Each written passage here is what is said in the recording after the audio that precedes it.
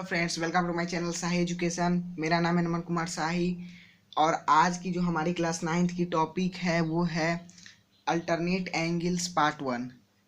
तो भाई हम इस टॉपिक में क्या कौन कौन चीज़ जानने वाले हैं, तो हम जानने वाले हैं वैसे एंगल्स के बारे में जो अल्टरनेट एंगल थ्योरम को प्रूफ करने में यूज किए जाते हैं, और सेकेंड में जानेंगे अल्टरनेट एंगल की प्रूफ, उसके थ्योरम की प्रूफ। तो फर्स्ट पार्ट में कुछ एंगल्स के मैं यहाँ नाम लिख रहा हूँ, उन्हें आप ऑब्जर्व करना ध्यान से, मैं आपको कंसेप्ट क्लियर करते चला जाऊँगा। तो फ्रेंड्स देखो, हमने फर्स्ट एंगल्स के बारे में जाना है, अल्टरनेट एंगल्स के बारे में। ऐसा कभी हो सकता है कि क्या हम अल्टरनेट एंगल्स को प्रूफ करें और उस एंगल के बारे में ही ना जाने? एकदम नहीं। सेकेंड में जानेंगे करस्पॉन्डिंग एंगल्स के बारे में। तो आप पूछोगे भाई कि करस्पॉन्डिंग एंगल्स को क्यों बता रहे हो, तो मैं बता देता हूँ क्योंकि आपको इसकी यूज पड़ेगी जब आप अल्टरनेट एंगल्स को प्रूफ करोगे। तो थर्ड में जानोगे वर्टिकली अपोजिट एंगल्स के बारे में, वो भी इस एंगल की भी यूज पड़ेगी आपको जब आप प्रूफ करोगे तब। तो फर्स्ट, जब मैं देखो अल्टरनेट एंगल्स को बता रहा हूँ, मैं मान लो यहाँ दो पैरेलल लाइंस ले लेता हूँ एल एंड एम, जो कट किया जा रहा है ट्रांसवर्सल टी से। तो यहाँ कुल बनेंगे 8 एंगल्स बनेंगे। यहाँ पर angle 1, angle 2, angle 3 and angle 4। इधर से बनेंगे angle 5, angle 6, angle 7, angle 8। Naming आप कुछ भी कर सकते हो। तो अब देखो यहाँ अल्टरनेट एंगल्स की पहचान करो। अल्टरनेट एंगल्स में दो टाइप्स होते हैं, अल्टरनेट इंटीरियर एंगल्स,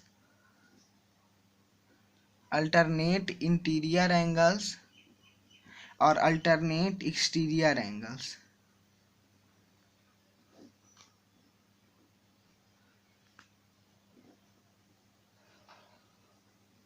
समझ में आया? अब देखो अल्टरनेट इंटीरियर की पहचान करो। तो फर्स्ट समझो, अल्टरनेट का मतलब ऐसा होता है क्रॉस की तरह, क्रॉसिंग की तरह। अल्टरनेट का मतलब कुछ ऐसा होता है क्रॉसिंग की तरह। तो अब देखो इंटीरियर में क्रॉसिंग करो। इंटीरियर एंगल्स कौन कौन है? एंगल 3, एंगल 4, एंगल 5 से एंगल 6। तो इसमें क्रॉसिंग करो तो एंगल 4 एंड एंगल 5 आपको वन पेयर ऑफ एंगल्स बनेंगे। Angle 4 and angle 5 one pair of angle बनेंगे, और angle 3 and angle 6 one pair of angle बनेंगे। नेक्स्ट में अब देखो मैं फिर से रिपीट करता हूँ, क्रॉसिंग जैसा इंटीरियर में, इंटीरियर एंगल है तो इंटीरियर में क्रॉस की तरह, क्योंकि अल्टरनेट मतलब क्रॉस जैसा होता है। अब देखो एक्सटीरियर में क्रॉस करो तो एक्सटीरियर में एंगल 1 एंड एंगल 8 फॉर्म होंगे, एंगल 1 एंड एंगल 8, और बनेंगे एंगल 2 एंड एंगल 7। क्लियर है? अब जान जाओ कि ये सभी एंगल इक्वल होते हैं, अल्टरनेट एंगल्स आर इक्वल। जान रहे तो अच्छी बात है, नहीं जान रहे हो तो जान लो कि अल्टरनेट एंगल्स इक्वल होते हैं। क्लियर है? अब हम बात करते हैं करस्पॉन्डिंग एंगल्स के बारे में। तो चलिए, करस्पॉन्डिंग एंगल्स का मतलब क्या होता है? जैसा जो अगर इस तरह से है तो सेकेंड भी ठीक उसी की तरह से होगा। तो वो कैसे होगा समझो, अगर फर्स्ट एंगल फर्स्ट वाले लाइन के ऊपर है तो सेकेंड एंगल भी इस लाइन के ऊपर ही होगा, और अगर ये जिस साइड है तो उस साइड ये भी होगा। कंसेप्ट समझ में आ रहा है? मैं फिर से रिपीट करता हूँ। देखो फर्स्ट लाइन के ऊपर में फर्स्ट एंगल है तो इस सेकेंड लाइन के भी ऊपर में सेकेंड एंगल होगा, और सेम साइड में ही, अगर जिस साइड में है तो उस साइड में यही होगा। फिर अगर नीचे है तो ये भी नीचे होगा। समझ में आया? उस तरह से पेयर बनाओगे तो आपको करस्पॉन्डिंग एंगल्स के पेयर मिल जाएंगे, angle 2, angle 6, angle 4, angle 8, angle 1, angle 7 and angle angle 1 and angle 5 and angle 3 and angle 7। समझ में आया? क्लियर है? अब देखो यहाँ से ये सभी इक्वल होते हैं, ये भी जान जाओ बात कि ये सभी इक्वल हो रहे हैं। समझ में आ रहा है? ये सभी इक्वल होते हैं। अब जानो क्या कहते हैं वर्टिकली अपोजिट एंगल्स के बारे में, वर्टिकली अपोजिट एंगल्स के बारे में। समझ में आ रहा है? अब देखो मैंने यहाँ वर्टिकली अपोजिट एंगल्स किसको कहते हैं, तो मैंने यहाँ दो आर्म्स को क्रॉसिंग करवाया। समझ में आ रहा है? मैंने यहाँ दो आर्म्स को क्रॉसिंग कर, तो देखो वर्टिकली अपोजिट एंगल तब फॉर्म होगा जब एक, जैसे यहाँ पर कौन कौन एंगल बना है मान लो नेमिंग कर दें, तो एंगल ए ओ बी और एंगल बी ओ, यहाँ डी लिख देते हैं, मान लो डी ओ एक्स मान लो। तो angle A O B and angle A O D कब वर्टिकली अपोजिट एंगल्स ये दोनों होंगे? जब इस एंगल के आर्म एक स्ट्रेट लाइन बना रहे होंगे। समझ में आ रहा है? जब इस एंगल के आर्म्स जो होंगे स्ट्रेट लाइन कहो या दो अपोजिट रेज बन रहे होंगे, दो अपोजिट रेज के रूप में होंगे। जैसे देखो ये अपोजिट रे और ये अपोजिट रे, और जब दो अपोजिट रे ज्वाइन करते हैं तो एक लाइन फॉर्म हो जाता है। समझ में आया? तो सीधा आप ये भी कह सकते हो कि दो अपोजिट रेज होंगे या लाइंस फॉर्म होंगे, एक लाइन के रूप में होंगे। समझ में आ रहा है? मैं फिर से रिपीट कर रहा हूँ, जब इन दोनों के आर्म्स एक या सिंपल स्ट्रेट लाइन बना रहे होंगे या दो अपोजिट रेज होंगे। समझ में आ रहा है? तब ये वर्टिकली अपोजिट एंगल्स भी इक्वल होंगे। समझ में आ रहा है? मैं फिर से रिपीट कर दे रहा हूँ एक बार कि जब इन दोनों एंगल्स के arm one pair of opposite raise होंगे या एक लाइन, दो लाइंस बना रहे होंगे। अब देखो उसी तरह से ये एंगल्स को भी देख लो, यहाँ से ऐसे और यहाँ से ऐसे, तो एक स्ट्रेट लाइन यहाँ से और एक स्ट्रेट लाइन ऐसे बन रहा है, तो ये वर्टिकली अपोजिट एंगल्स हैं। और वर्टिकली अपोजिट एंगल्स इक्वल होते हैं। माइंड में सेट कर लो बात को, जरूरी पड़ेगी। वर्टिकली अपोजिट एंगल्स इक्वल होते हैं। समझ में आया? अब हम देखेंगे अपना second part, proof of alternate angles theorem. समझ में आया? तो हम इसे थ्योरम के रूप में जानेंगे। तो चलिए देखते हैं फ्रेंड्स। तो देखो मैंने यहाँ थ्योरम 1 ले लिया है। If a transversal intersects two parallel lines then alternate angles are equal. ये जो है पैरेलल लाइंस की सिंबल होती है, पैरेलल लाइंस।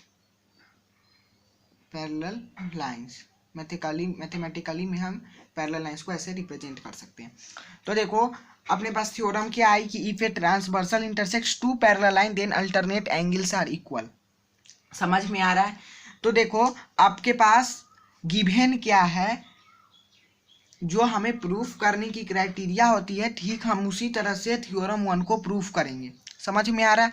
तो देखो आपके पास गिवन में क्या है, गिवन में आपको बस इतना ही दिया कि दो पैरेलल लाइन से उसे ट्रांसवर्सल कट कर रहा है। तो आपको यहाँ पैरेलल लाइंस के नेम भी नहीं दिए गए। तो हम मान लो कि दो पैरेलल लाइंस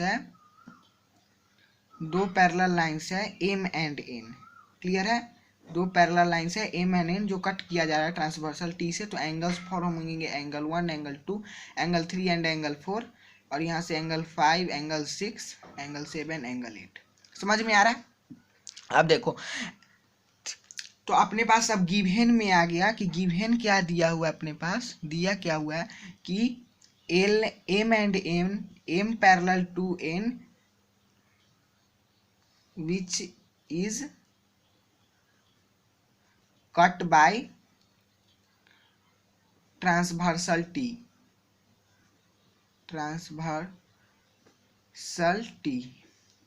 समझ में आ रहा है? इतना क्लियर है? देखो आप यहाँ से ऐसे भी लिख सकते हो, ज़्यादा अच्छा रहेगा कि M parallel to N M and N are two lines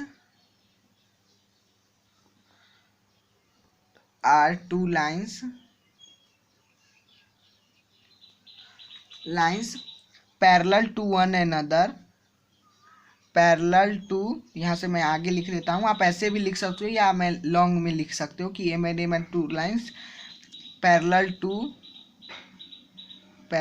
to one another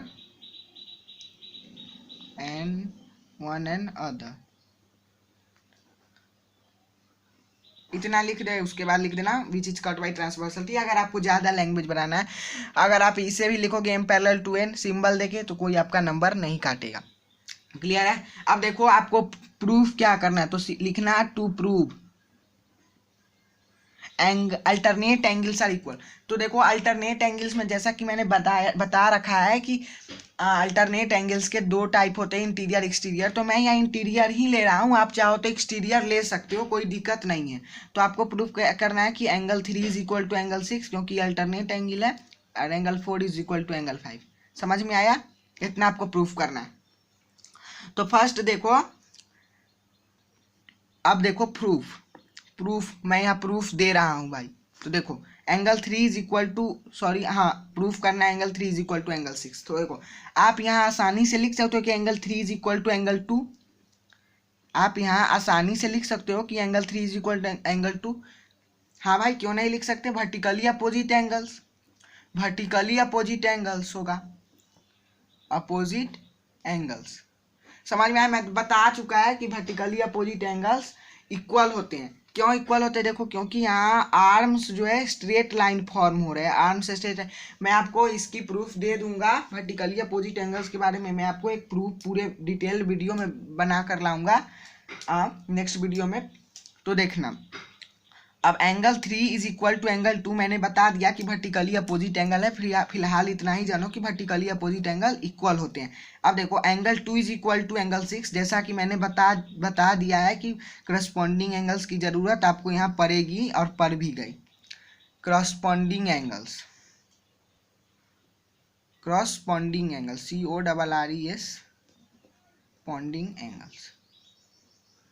क्या समझ में आया? अब देखो, angle 3 is equal to angle 2 है और angle 2 is equal to angle 6 है। समझ में आ रहा है मैंने क्या कहा? Angle 3 is equal to angle 2 है और angle 2 is equal to angle 6 है। अब मैं कह सकता हूँ कि angle 3 is equal to angle 6 होगा। हाँ भाई, मैं बता रहा हूँ कैसे। देखो, मान लो कि इसकी वैल्यू x है, मान लो कि इसकी वैल्यू x है, एंगल 3x है, दिख नहीं रहा होगा, एंगल 3x है। तो एंगल, अब ये इक्वल है तो ये भी x होगा, अब ये इक्वल है तो ये भी x होगा, तो ये x बराबर हो गया कि नहीं हो गया?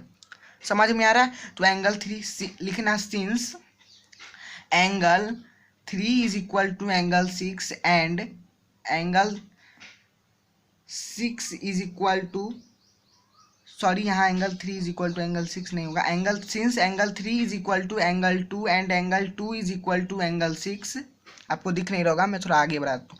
Angle 3 is equal to angle 6, therefore angle 3 is equal to angle 6। इतना यहाँ से मैंने इसको देख लिया था यहाँ से, तो यहाँ angle 3 is equal to angle 6। समझ में आया? अब देखना, आप इतना ही पर रहने देना और लिख देना क्या, सिमिलरली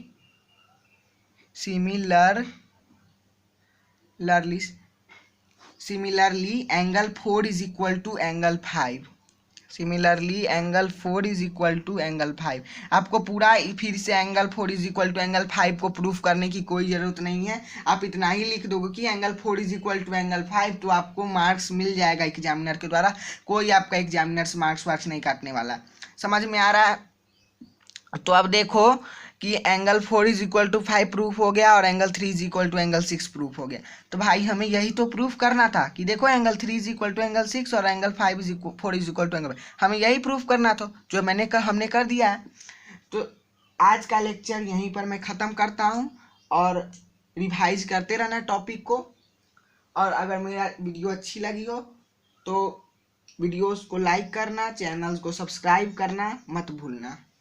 आज के लेक्चर में इतना ही, मिलते हैं फिर नेक्स्ट लेक्चर में थ्योरम 2 के साथ, जो है अल्टरनेट एंगल्स की converse. Thank you very much.